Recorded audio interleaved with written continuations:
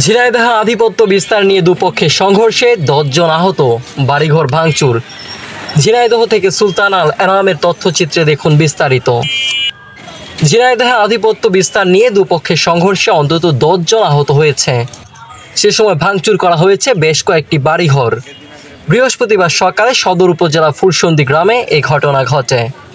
Police ও স্থানীয়রা জানান, দীর্ঘদিন ধরে এলাকায় আধিপত্য বিস্তার নিয়ে ওই গ্রামের শাহাবুল মোল্লা ও হায়দার মণ্ডলের সমর্থকদের মধ্যে বিরোধ চলে আসছিল।